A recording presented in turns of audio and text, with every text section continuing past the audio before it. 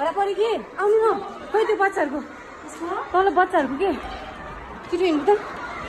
पुरा हान्न परिरहेछ छिटो हिँड्नु त कति छुटाउनु खोजेको मान्दैन पुरै हान्न परिरहेछ नि